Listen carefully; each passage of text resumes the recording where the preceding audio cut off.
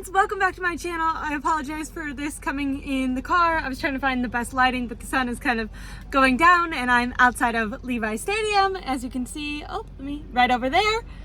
Fuck yeah, go Levi's. There's some 49er fans over there, but people are mostly headed out and out of here. It was hordes and hordes of people earlier on, but I'm here to give you an injury update. If you haven't watched it already, I gave my instant reaction earlier and it's posted on my channel. For injury updates, Fred Warner out with an ankle. He did not play the second half of the game. He had a freaking phenomenal first half of the game. He had a pick six, just was playing lights out. He honestly, if he's healthy and continues to play, is in the running for the defensive player of the year. He's been playing, like I said, lights out, phenomenal.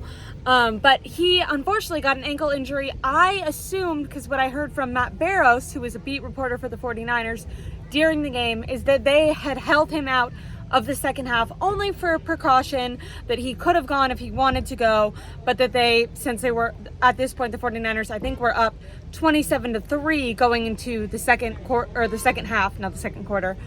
So at that point, what was reported is that they were just holding out Fred Warner for precaution. Unfortunately, Kyle Shanahan, he just spoke. He said actually Fred Warner did try to go in the third quarter, so starting the second half, and he could not go. So I'm crossing my fingers. It's just an ankle sprain and not a high ankle sprain. People can miss multiple weeks with a high ankle sprain, up to 6 or even 8 weeks, I think. Lower grade high ankle sprains are out for 2 to 4 weeks. But with a normal ankle sprain, a lot of times they wrap it up and they can play right away. What scares me is apparently Fred Warner did try to play and then could not go during the third quarter. So we have to keep an eye out for that. Monday, hopefully, like I said, there's no flying. They're leaving Levi's with a win. Hopefully Fred Warner gets some rest and rehab, and overnight when he sleeps, it heals up a little bit. Crossing my fingers that it's just a low-grade ankle sprain for Fred Warner and nothing more serious, but it does scare me that he tried to go and could not go, because we know how tough Fred Warner is, and he's in that defensive player of the year conversation. Obviously it's only week 4, but he's been doing phenomenal, and if you want to be in that defensive player of the year conversation, you can't be missing games. So I know that he was probably trying to push it. Also, his son was there for his baby son was just born. It was his first game, so I know if he could have gone, he would have. Hopefully it's not a big deal. Moving on though, because I just talked for 2 minutes about Fred Warner and his ankle injury. George Kittle was out with a rib. He did return, and so that's promising. Obviously we'll hear more about it, but so far, good news for George Kittle. He even spoke. Usually players that are severely injured, they don't speak after the game, so that is good news. Jacob Cowing, this sucks, shoulder injury. Obviously last week we were hoping Jacob Cowing, he has that speed. There hasn't been able to have a great connection between Brandon Ayuk and Brock Purdy, and Ayuk is that deep threat. With Jacob Cowing having that speed element, you assume that he could be a deep threat. Luckily, the 49ers did try to get him involved a little bit today. He at least saw the field today, but he left with a shoulder injury, and he did return, but they're still worried about it. Kyle Shanahan said more updates to come on Monday, and I will make sure to give you those updates. Then there's Chris Conley, who had an oblique injury. Chris Conley did not return, so we have to make sure that Chris Conley's okay. With the wide receivers coming in and out, struggling, leaning on veterans like that. Sometimes in the Super Bowl last year, Brock Purdy leaned on Chris Conley. He's been a reliable veteran player. Obviously, he's not going to get the majority of the snaps, but it helps to have solid depth and solid backups that are ready to play. So hopefully Chris Conley and his oblique injury is fine.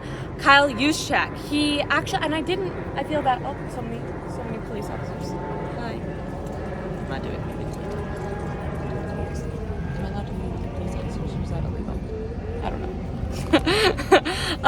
They were just leaving Levi's. But anyways, like I said, Fred Warner ankle, George Kittle rib, Chris Conley had the oblique, Jacob Cowing left with a shoulder. Is that who I was talking about? Jacob Cowing, shoulder injury. He did return, but we have to more updates to come on Monday.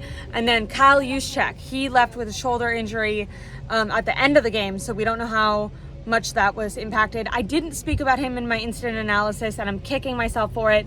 On the one scoring drive where Brock Purdy threw the touchdown and he ended up throwing it to George Kittle, there was like three defenders on him, and George Kittle made a phenomenal catch.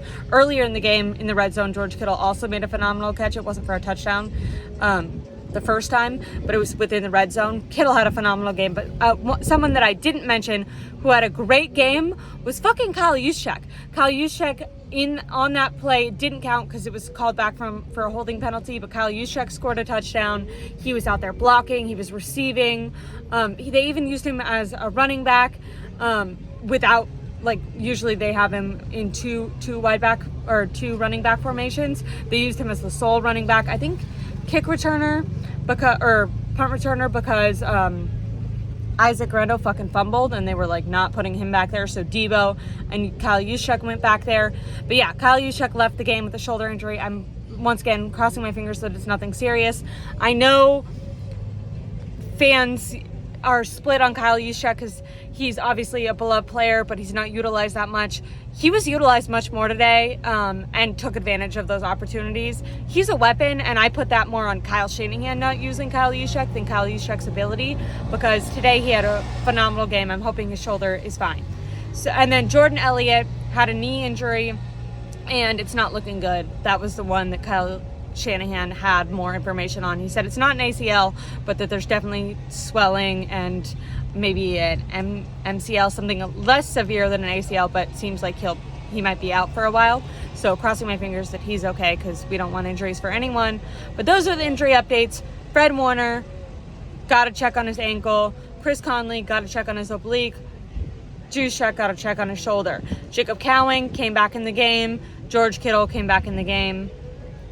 Sounds good. That's my injury update. Also, Juszczyk had a good game. Brock Purdy had a phenomenal game, utilizing his legs. I don't know if I stressed that enough in my incident analysis. Dominic Pooney. Why didn't Kyle Shanahan didn't give an update on Dominic Pooney? I just listened to the press conference. Fuck. We have to figure out what happened with Dominic Pooney, because he left the game and Spencer Burford came in and the offensive line fucking sucked. And what sucks is when Pooney's in the game, they can run to the right. And under Kyle Shanahan, they've never been able to run to the right. They can only run left because of Trent Williams. And they were actually fucking running to the right with Dominic Pooney. And then he went out and Burford sucked. And luckily, Brock Purdy's so agile and he's running and throwing on the run and avoiding pressure and did a great job at that. People are shaking their heads and looking at me. But yeah, we got to figure out what's going on with Dominic Pooney, because that O-line is suffering, and it was Jake Brendel, fucking horrible. Colton McKivitz, horrible.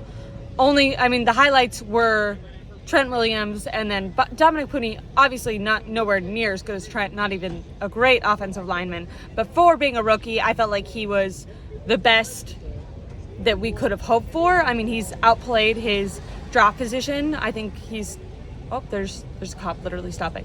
Anyways, I don't want to get in trouble. I don't think I'm getting in trouble. How do you guys feel about the game? Running game, baby. Yeah, there you go. Right, bye. Yeah. Let's go, Niners. Let's go, Niners. Anyways, oh, now there's two cops. I'm worried that I'm doing something illegal. I don't think I am, but three cops. Maybe it's just all the cops that were just walking by. They're just leaving the stadium. Anyways, hopefully you can like and subscribe, and I will give you more analysis coming tomorrow after Kyle Shanahan gives his Monday morning media updates. This year I've been able to listen to those calls, which is so exciting because they're only available to the media, and I got approved to listen to those. So I'll bring you all the breaking news from that, and then I'll also be going live on Tuesday with Sports Illustrated's Tom Jensen. So excited to bring you guys all the breaking news. If I get any other things that I had missed today, someone just mean mugged me. Most of the people have been smiling. That girl she was not happy. Anyways, I'm gonna let you guys go. Please make sure to like and subscribe. I really appreciate it. One more time for Levi's Stadium.